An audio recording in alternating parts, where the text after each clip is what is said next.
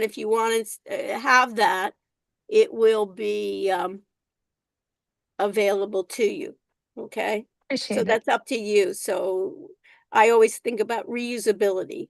And you've done such a great job in my last class that Appreciate it. I wanted to have you recorded if you don't mind. So, Karina, if you can basically introduce yourself to our class. And my point here is to get them talking about their own security, information security for themselves, also how it relates to the university. And if you can talk about your role and why it's so important, information security for our university and the cybersecurity, and also even talk about what are your challenges Sure. that you face. Great. Absolutely. Thank you for having me. I appreciate the opportunity. My name is Karina Mandy. I have been in the IT space for many, many years, over 25 years in IT. Been with IT security. Um, I've been here at the University of Miami for 2.5 years. Prior to that, I was at another primary care physician chain of offices, also in the IT security, and prior to that, Mount Sinai Hospital. So I've been in the healthcare environment and now academics for quite some time. IT has been with me all my life. It's always been a passion of mine. I actually started coding when I was very, very little. My dad used to buy me books called Programming for Kids, Wow. and I would program in DOS back in the day. Probably dating myself. But now here at the University of Miami, I am Director of IT Security Operations. We cover not only the academic, or what we call the university as a university and higher ed institution, but also the UHealth University side of health care, also with the Miller School of Medicine. So our job entails the security of every single part of the university. Like I mentioned, the academics, the healthcare portion, but also including athletics and research. And each one of these pillars comes with their own challenges and their own requirements. Um, Here at the University of Miami, we continue changing things, and I'm sure you've all experienced the changes that we've done. Some of them you might think it's a bit of an inconvenience, especially nowadays when you have to reset your password, or if you have a new phone, or if you're logging in from a location that our systems might trigger as possibly suspicious. But the reason for us to do these things is because these attacks happen on a day-to-day basis. How many of you have had to change your passwords recently? Maybe, you know what? Maybe let's make unspotlight us, Lily, Perfect. so we Yeah, can see everybody together. that'll be great. Yeah, and unspotlight me too. I'll remove the spotlight. I guess I can. Okay, great. I think this is good, so we Oh, can all yes, see I each like other. this. I like it Uh, too. so, how many again? And can you tell me about the experience of having to go through a password reset? Who went through a password reset? Anyone? Okay. Lily, I see your hand up. You want to tell us a little bit about that experience? Well, I mean, we go through it every semester, but I definitely got the email earlier than expected, because I got it the first week of class, and basically it told me that I had a certain date to change my password, or else I could not log into my account. Um, Anybody forgot their password recently and had to call to have their password reset? Brooke, can you tell us about that experience? Well, it wasn't with my school account, so I didn't have to call to reset my password, but sometimes like I try to use different passwords for security reasons for different things, and sometimes I forget like which password is for what, and then I have to just reset the entire password. And it happens like a lot, honestly. I'll go back to you with that in a little bit. We'll talk about password security as well. But if you haven't had to call in to reset your password, then you haven't had to speak with my team that works at the Security Operations Center.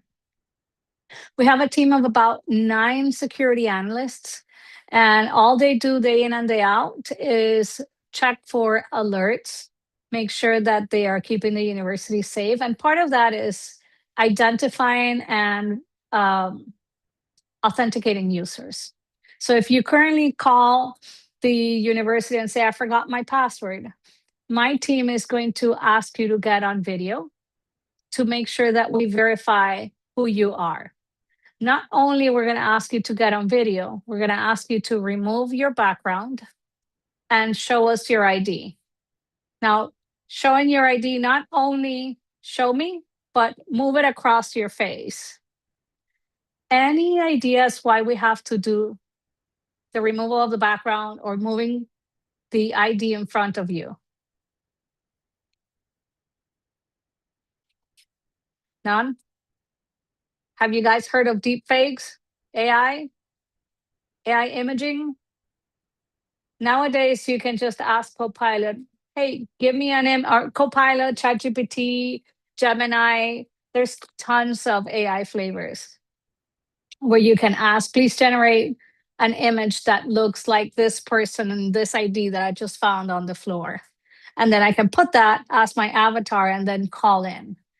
These things actually do happen. So we've had to adapt as we move forward with what's happening currently with AI and deepfakes and these images that are so easy to be generated. Another thing that I wanted to mention, how many apps do you currently have on your phone?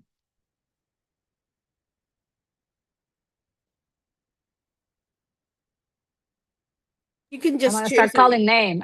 Yeah, what? You can just feel free, Karina, Sure. just to call a name. Thank you. Kristen, how many apps do you have on your phone? Roughly.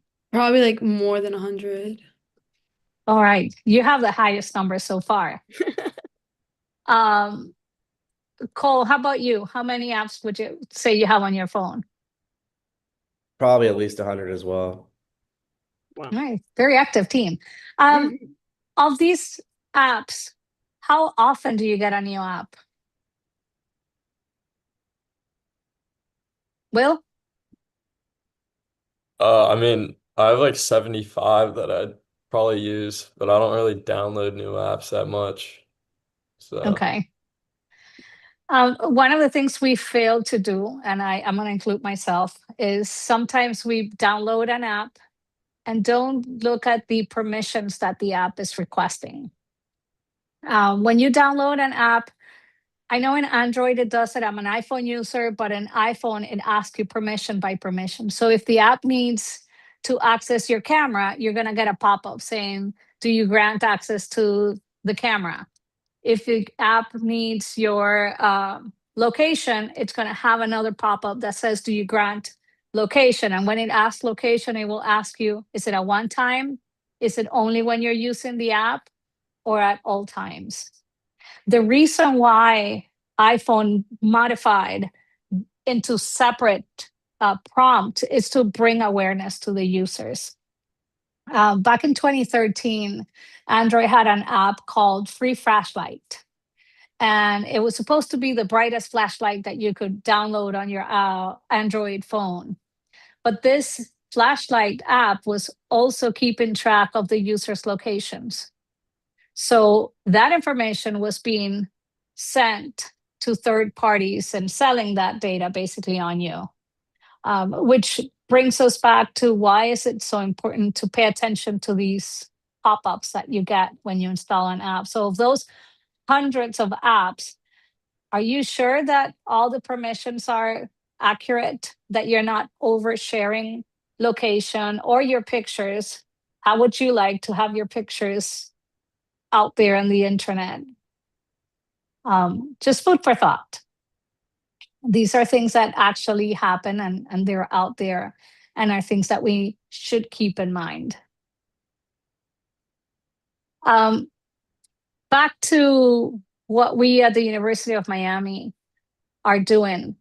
When you have to change your password, we want to make sure that you are really who you say you are.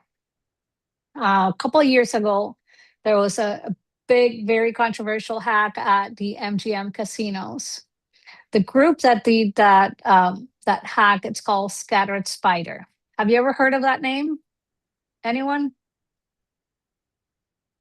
The Scattered Spider, it's a famous threat group, right? A group of hackers that some companies start giving them names. They either give them these Scattered Spider or Black Basta. They come up with these terrifying names, but they also have names like numeric UNC 123 and all these groups.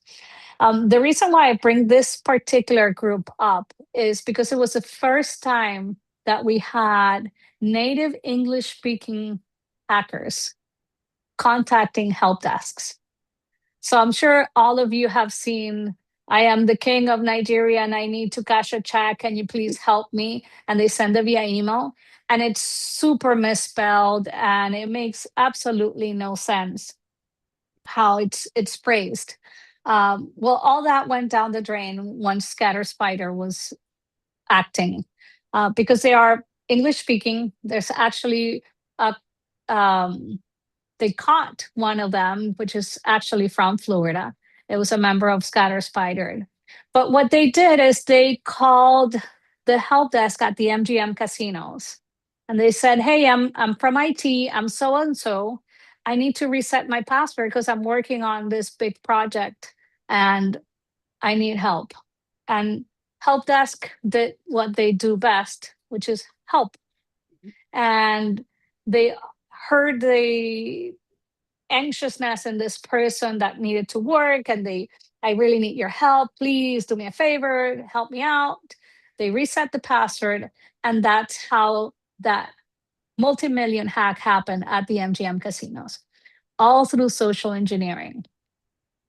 So even though you think, well, I'm a student, really, my password could be not that safe and I'm going to be okay, I don't have anything to hide. But it's not just what you have to hide, is do you want your information to be out there? Let's say pictures. What about financial information? One of the things that threat actors are usually trying to get is all these patient and student records. On the patient side, a patient record is highly coveted because it has financial information, it had prescription info, it had social security, and a bunch of other information that can be monetized. But on the student side, you all have to pay for classes, and your financial information is stored in our systems somehow. And that information, our job here at the University of Miami is to protect it. Make sure that your personal information is not out there. Make sure that your financial information is protected. So that's why we make these changes that at times they seem like they're, oh my God, these people are paranoid. But I think we have to be a little paranoid to be able to do a security job well done. So basically, you have to think like a hacker yourself. We actually do have to think like hackers. So what can I do and why would I do to be able to get this information? And now that you mentioned that, we actually do what's called, with all our teams, we do like, it's called a tabletop exercise, which is, let's mimic somebody calling and what would you do? It's like a role play of how do we prepare ourselves to make sure that we spot these things. But we don't have to do that much because, believe it or not, we get multiple of them fairly often. Not too long ago, we got a call at our help desk that requested their call to be elevated to the highest thing because I was the daughter of the ex-president of the United States and I need to reset my password. And no, I cannot get on camera to reset my password. You just have to reset it for me because I am who I am. And this is true. This happened maybe about a month or so ago. where we received a call at our help desk and our security team with these type of requests saying, you have to reset my password. No, I won't get on camera. Lo and behold, that user had never been at the University of Miami, and it was a threat actor attempting to get information. But they do happen, and they come in like very often. Another example that I can provide is a few months ago, we received a call for somebody, it was a doctor, and said, hey, I'm Dr. So-and-so, here's my information. Here is my C number, which is in the back of our badges. For all employees, we have another number that gets assigned to us, our employee ID. And he had all this information and said, I need to reset my password. So again, help desk does what they do, which is help. And then our security operations center receives a call saying, hey, I'm Dr. So-and-so, same doctor. I received a code to reset my password that I didn't ask for. So we had both calls and people trying to basically steal the identity of one of our doctors. Getting the information of where you are, what your phone number is, even the ID on, I guess maybe the doctor lost it. I don't know how they get this information, but it's definitely out there. So it has made us have to change the way we authenticate users. And with that, it's pretty much, how do we keep up with the bad actors? We have to change our tactics, like our CIO says, at the speed of cyber threats. So whenever they change, we have to change. We have to adapt and continue making sure that we're moving forward and protecting the information. Even when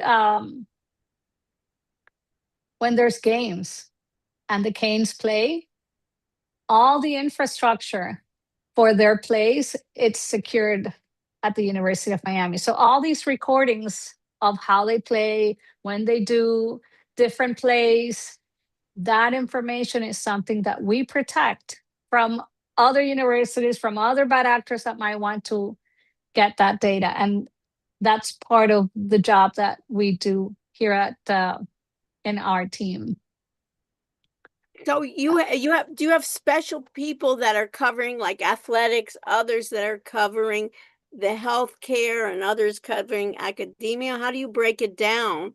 So we used to have two separate IT departments. We had the IT department that was at the university, and we had an IT department for the healthcare environment.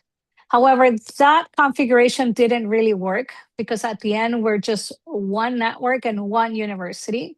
So you were using the same network anyways? Was that kind of Yep. the issue? We were still in the same network regardless. We used the same email system. The students that do healthcare are also in Gmail, and the students that and the professors are in Office. So there's still some data being transferred back and forth.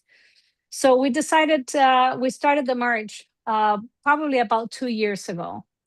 So now we are just one big team that is divided into 4 different silos, if we want to call it like that, or departments. Mm-hmm. We have a security operations team that works 24/7, 365 days, every day, holidays, weekends, after hours, all day long.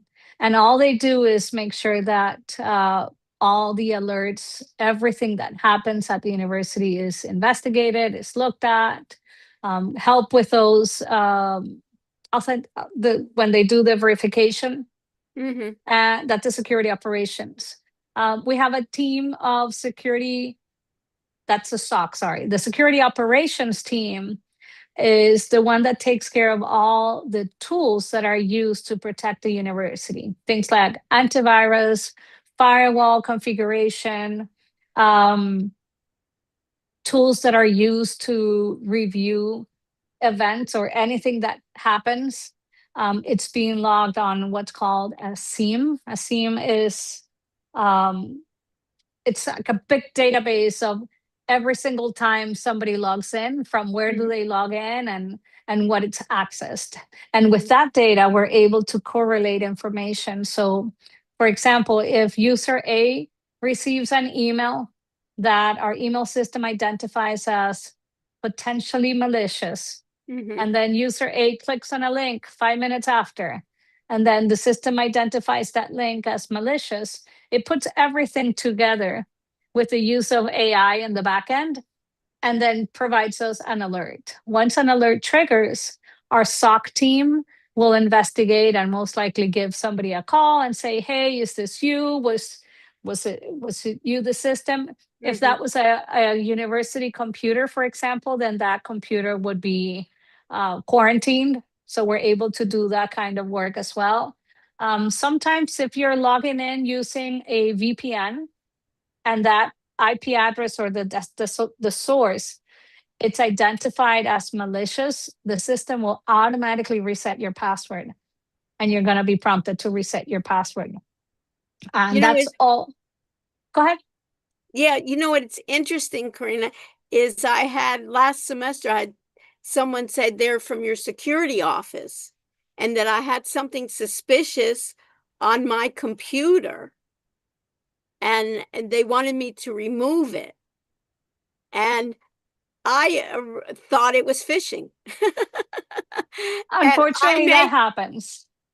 and they just said it. So I said, "Well, how do I know?" I said, I'm a professor here and I teach this stuff. And how do I know you're really from security, you know? And I made them send me an email Yeah. from your And address to authenticate themselves, you know? And then I asked for their phone number where I could call them back. So I'm just because they just so it's interesting. I felt like they were doing social engineering on me, and it turned out to be um, they were correct. I did have a file. I don't know how I got that file. I think I downloaded it from somewhere. And I said, "Well, how did you know that that was suspicious?" And they said they heard from another, I guess, one of your outsources or something like that, that they got a report saying specifically that file on my computer that was issued by the University of Miami was infected. yep. And that's part of what these systems that keep log of everything that's happening in files as well. So that's just part of the work that we do. We also have another team. It's called our Threat and Vulnerability Management Team, which today have been very busy. Every time there's a security vulnerability announced, so most vendors of devices and software and products will have security advisories. If somebody, have you heard of bug bounties? I know Google is famous for that, Apple as well. So the um, white hackers or white hat hackers that dedicate their lives to trying to break a system or trying to break Apple or trying to be able to find a vulnerability on Windows and finally find one, let's say in Chrome or Edge or anything like that, they can go back to that company, let's say Google, and say, "Hey, Google, I found this vulnerability in Google Chrome," and Google will pay them money. So that's those bug bounties. And that's what they do for a living, because some of these payoffs are actually pretty good. The higher the vulnerability, the higher the payoff is. So there's teams of group of people dedicated to find these vulnerabilities in different systems. And our teams, once they find it, the company will release it. And then our job is to make sure that, number one, understand if that applies to the University of Miami or any of our systems. Mhm. And then number two, make sure that we follow through and remediate or do whatever they say you have to do to fix it. A lot of these have to do to make sure that maintain Google Chrome up to date. Make sure that they patch computers. Every month, unfortunately, Microsoft comes up every second Tuesday of the month. It's Microsoft Patch Tuesday. And every single second Tuesday of the month, there is a critical or 0-day vulnerability that they announce. And it puts us to run.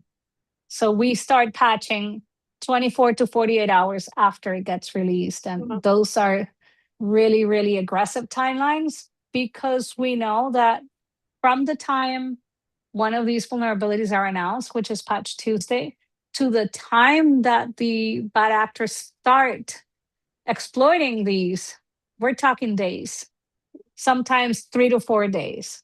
So it's imperative that we start doing the remediation right away. And have you had incidents of ransomware? We hear about ransomware. We're shutting down systems. Has the university ever been faced with something like that? Not that I can disclose. I do know that we Or get can you a talk lot about of... it? You don't have to talk about specifically that.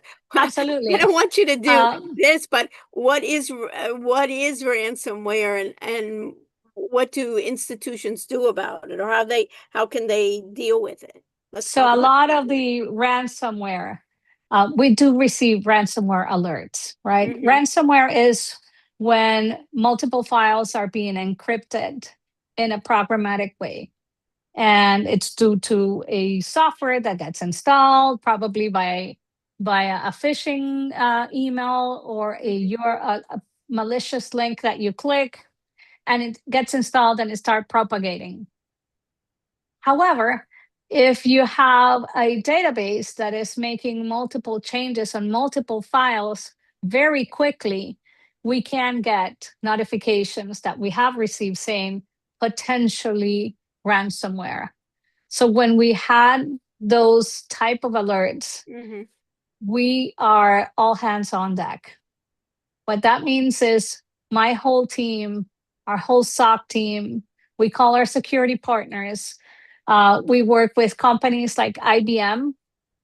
We work with Google Mandiant, EY or Ernst & Young. They also big in the security space. Right. And we call all these people up to join us in our command center and investigate the alert. We will investigate until we exhaust every possibility and ensure that that file or that alert indeed was just a false positive. But it does happen. Mhm. In the event that a university or a system gets compromised with ransomware, it's not a good day for that institution. Once a file starts getting ransomware, it's not just that one computer or that server. It spreads like wildfire, and it's really, really quick. You have minutes to react, literally minutes. So part of our ransomware plan here at the university is, if we have to pull the plug literally from the intranet, we are willing to pull the plug, completely isolated from the intranet, to be able to mitigate if necessary, of course. But this is one system, or you're prepared for the entire university to go down? We are prepared for the entire university.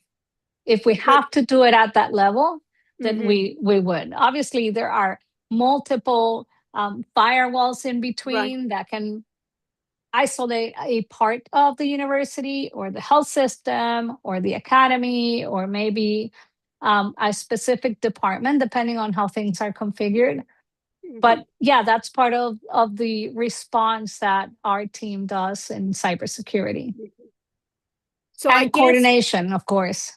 Yeah, so I guess your team can be more lean because you have all these other vendors helping you. Is that That is correct. Our team is with augmented by all these security partners right. that we work with. So we have an MSSP, or managed security service provider, that A managed works. security service provider. And what does that mean? They work hand in hand with our analysts. So they are the ones that have what's called eyes on glass, or they see all these logs. They create the logic for the alerts that trigger, and then work with our teams to investigate. So they're like a second set of eyes that work with us on every single alert that comes up. Yeah, because I know even in my case, my single case, your person told me EY let them know. I said, how could you find what was happening? I can't imagine you going into every computer every night, but they said EY told them that there was that file in my computer system, you know. Yeah, and not only from the logs that are collected, but we Right. have antivirus that is installed on workstations. You Mhm. have Microsoft products, like anything that's in OneDrive, SharePoint. Every time you log in, that information it's being looked at to ensure that number one, you're logging in from a known IP. Number two, your pattern matches what you usually do. If you all of a sudden start logging in from Russia, that's an alert. Because if you were in the morning here in Miami and 3 hours later you're logging in from Russia, that's basically Right. impossible travel. So either it's a VPN or something happened, your identity was compromised. Right. And we do find them, then Mhm. find that type of examples where somebody is able to figure out the identity or the password for an account, and all of a sudden we get those type of alerts. Mhm. Yeah.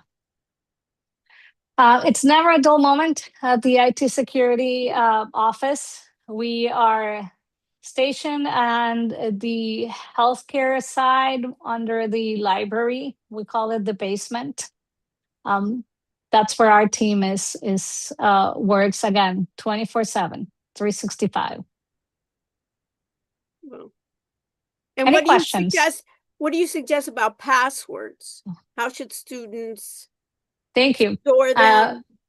Yeah, I wanted to bring that back when we were started the conversation, Yep. because one of the best things that you can do for passwords is have individual passwords per each site. I don't know about you, but I do know that I have at least 2 banks, multiple email accounts. I have emails and sites that you need passwords for the university. I think I have over, I don't know, hundreds and hundreds of passwords that I could not keep track. And that's how people start reusing passwords, which is not a good practice. In the previous class, somebody asked, "What if I store my passwords in a note, boy,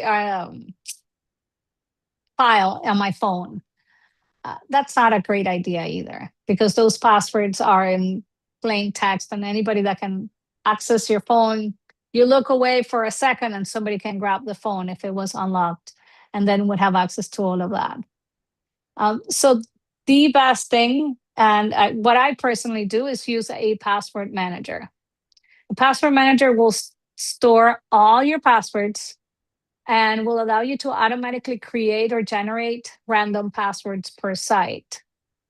I find that easier than having to remember the password, because it automatically will create a password. And every time I log into that site, I can go to my password manager, authenticate with either Face ID or biometrics if it's the fingerprint, and it automatically will fill in the information. So if I lose access, I would not have any passwords because they're all stored there. But the advantage is that you have individual passwords for all your sites.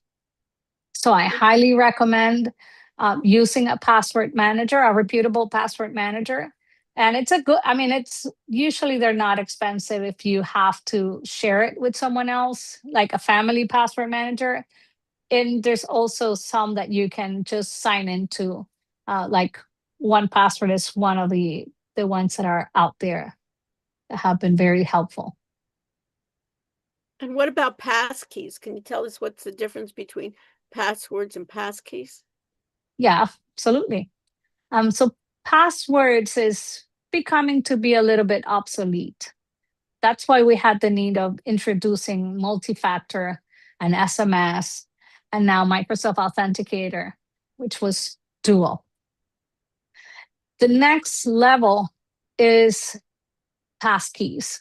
So passkeys are these randomly generated cryptographic keys that are used to identify you and the device and some biometric marker.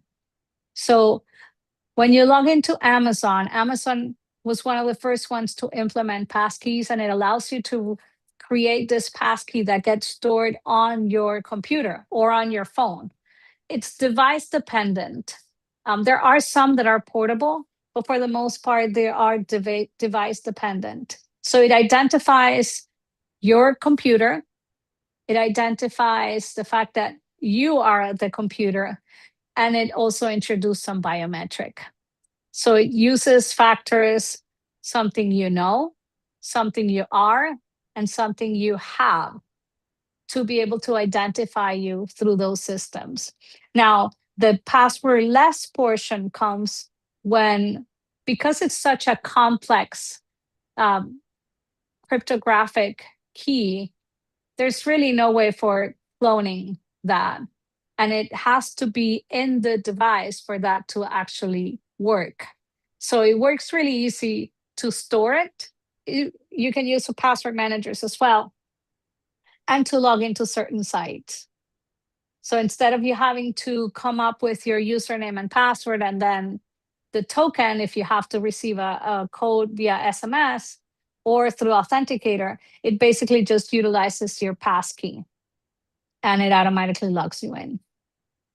Now, here at the University of Miami, we have been evolving the way we log in. Not sure how long you guys have been here, but maybe a year and a half ago, we used to use Duo for authentication.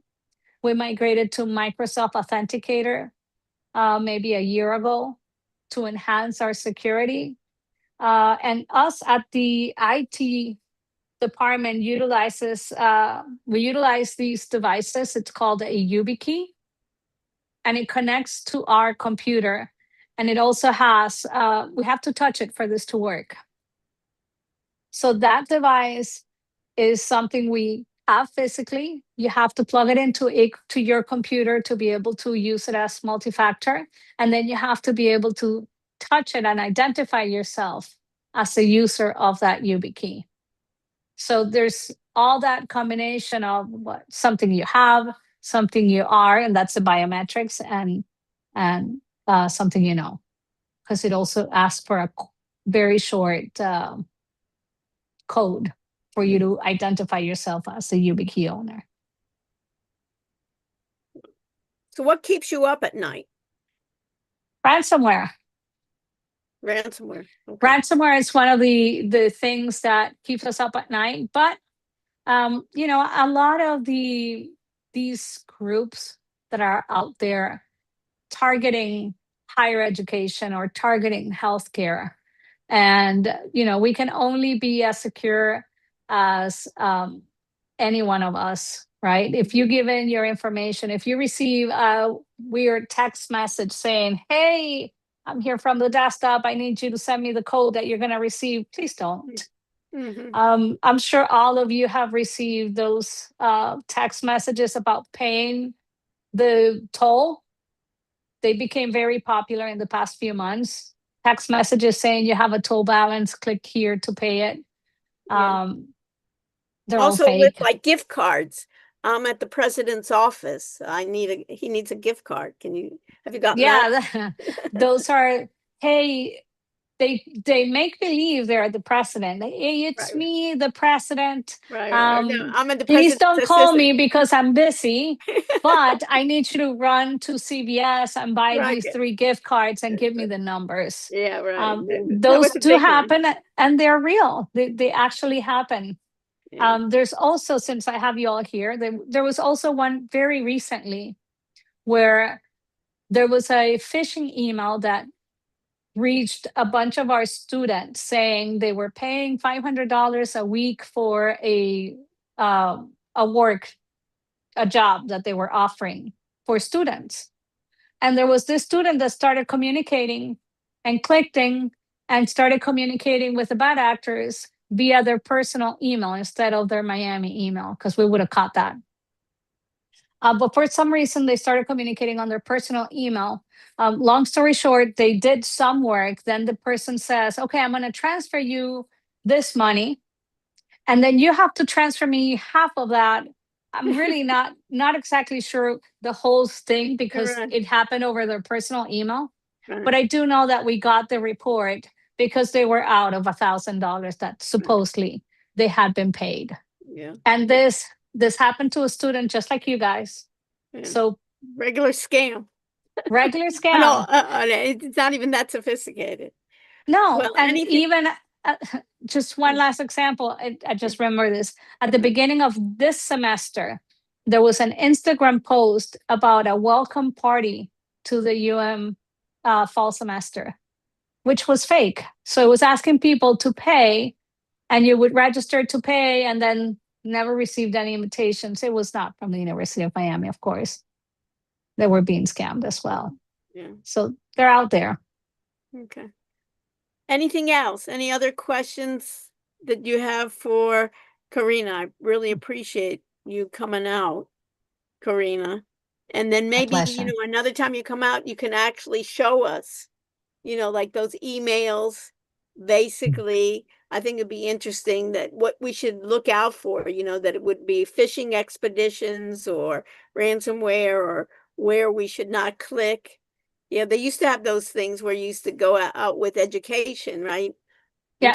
And is there a reason why we have two different, that the faculty has a different email than students, or is that anything with security, or that had nothing to do with it?